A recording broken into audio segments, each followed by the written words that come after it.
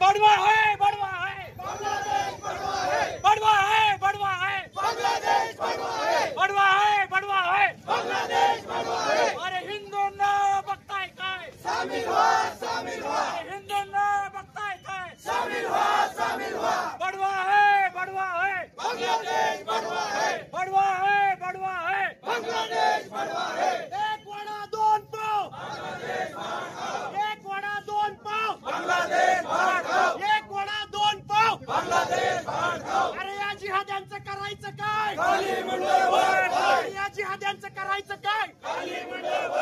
या धर्मांधांचं करायचं काय? या धर्मांधांचं करायचं काय?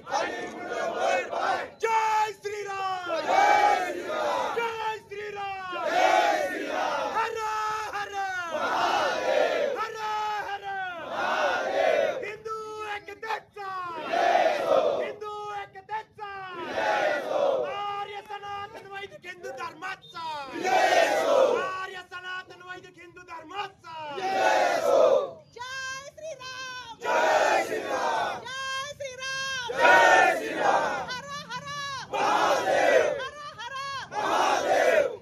छत्रपती शिवाजी महाराज की जय. धर्मवीर छत्रपती संभाजी महाराज की जय. हर हर महादेव, हर हर महादेव. हिंदू धर्म की जय, हिंदू राष्ट्र की जय. वंदे मातरम, वंदे मातरम. माता की जय, माता की जय. भारत माता की जय, भारत माता की जय. हिंदू राष्ट्र की जय.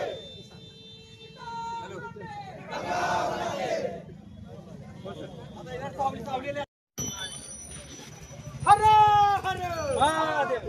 हर हर.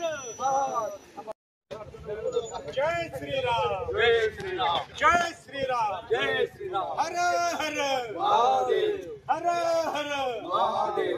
जय श्रीराम. जय श्रीराम. हिंदू एकतेचा, जय हो, हिंदू एकतेचा, जय हो, बांगलादेशी धर्मांध हिंदू सरकारचा, जय हो, बांगलादेशी धर्मांध हिंदू सरकारचा.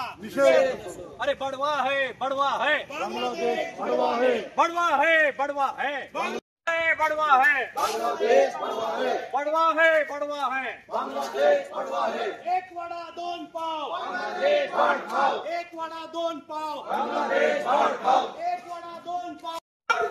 जय जय श्रीराम, जय श्रीराम. जय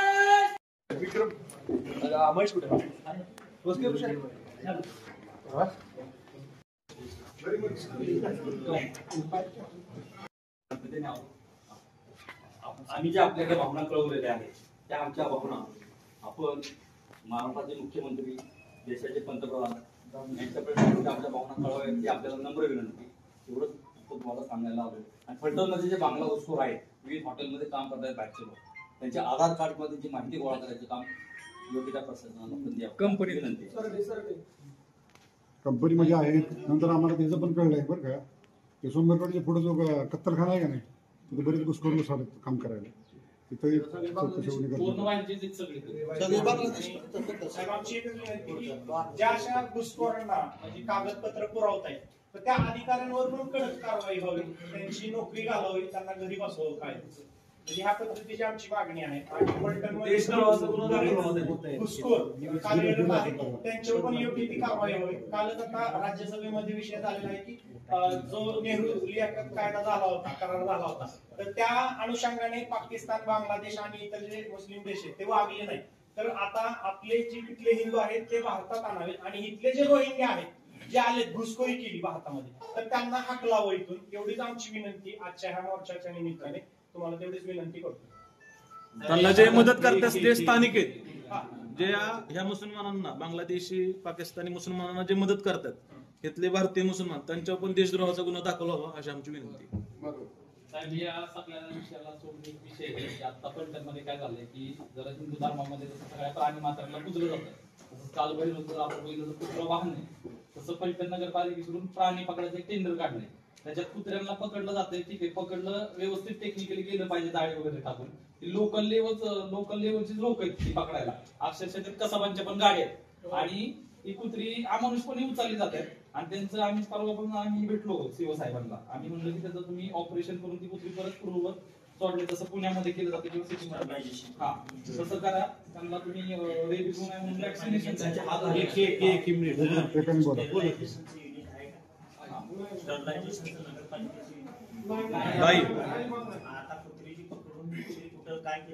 ते म्हणतात 100 किलोमीटरच्या पुढे सोडणार आहे आम्ही असं म्हणतात. आणि इतका बरं का प्राणी क्लेश कायदा तिथं म्हणजे लागत होतोय आणि फार अमानुष त्यांना एक होते. कुत्रे असे निवडतात.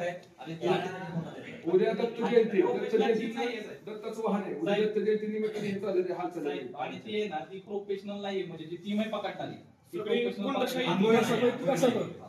साहेब त्यांना विरोध केला असतो तेव्हा अॅट्रॉसिटीच्या धमक्या टाकतात. मग आता कसं काय करणार? नाही डायरेक्ट धमक्या टाकतात. स्टरलायझेशन करून त्याचं निर्बीजीकरण करून त्याची पुनरुत्पादन क्षमता जी आहे ती कमी केली पाहिजे. कारण 2 वेळा कुत्री घेतात त्यामुळे त्याची संख्या प्रचंड वाढते. त्याचा साधारणपणे मोठ्या माणसाला त्रास होत नाही, पण लहान मुले शाळेला पायाने जे जाणारे आहेत थोडं तरी मुलाच्या जाण्यामध्ये जरासं विजय जरी झालं तर मग ते हल्ला करायला सुद्धा मागं बघत नाही. आणि नेहमी या स्कूलच्या वाटेवर तुम्ही बघितलं आता कंपाऊंड वॉल असल्यामुळे घराच्या ठिकाणी राहत नाही, पण रस्त्यावरती जास्त त्या ठिकाणी राहतात. जिथं बाजार खरकट पडण्याचं प्रमाण जास्त आहे अशा ठिकाणी त्यांचा वापर राहतो. मग ते पुन्हा हल्लाही करतात माणसावर. रात्रीच्या वेळेला तर तुम्ही रस्त्यावर एकटं ठेवून टाकतो हायजीन बसतो. साहेब एक दोन ऍक्च्युअली खरं तर बांगलादेशी घुसखोरांना असं पकडून खरं तर भारताच्या बाहेर पिटाळलं पाहिजे, पण प्रशासन कुत्र्यांवर ही कारवाई करते. याचा आम्ही ह्या प्रशासनाचा निषेध करतो.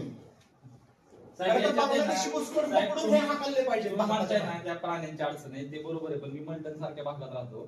त्या प्राण्यांचा आम्हाला इतका उपयोग आहे की ह्या साहेबांना विचार किती चोर आहेत मल्टनमध्ये. गेट सुद्धा राहत नाही मल्टन मध्ये. बाहेर तुम्ही प्लास्टिकची बादली ठेवली तर राहत नाही. मग या कुत्र्यांमुळे उलट जागेतील लोकांना आमचं म्हणणं काय त्यांना वॅक्सिन हे करा तुम्ही नसबंदी करा आणि त्यांना परत सोडा तुम्ही. आणि केल्यानं अँटीरेबीज वॅक्सिनेशन केलं की त्याला तो चावला तर रेबीज होत काय होतं स्टरलायझेशन केलं. स्टरलायझेशन केल्यानंतर साधारणपणे त्याचं हे होतं.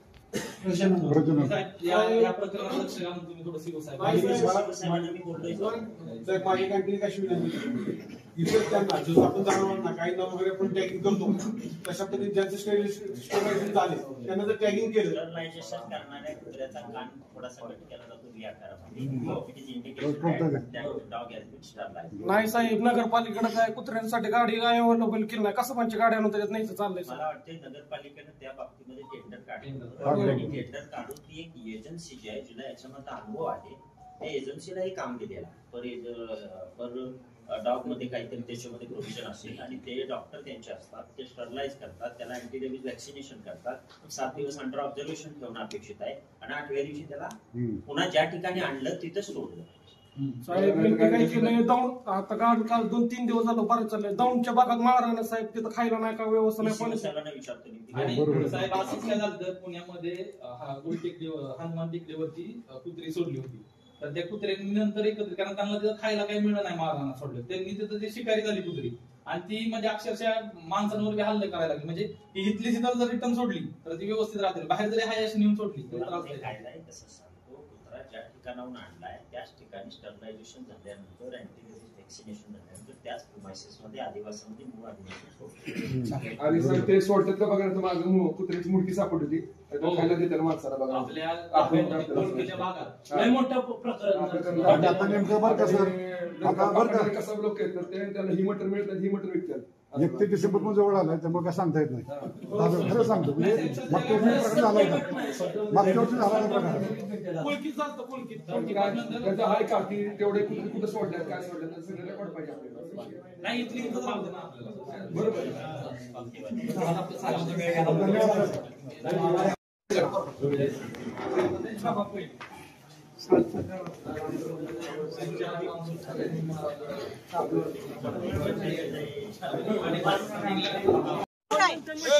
आज आपण इथं तहसील ऑफिस मध्ये सगळे निवेदन द्यायला आलो होतो. सगळ्यांनी हिंदू रक्षा ही आपली सगळ्यांची जबाबदारी याचा सगळ्यांनी विचार करावा. जय शिवराय, जय श्रीराम, जय श्रीराम.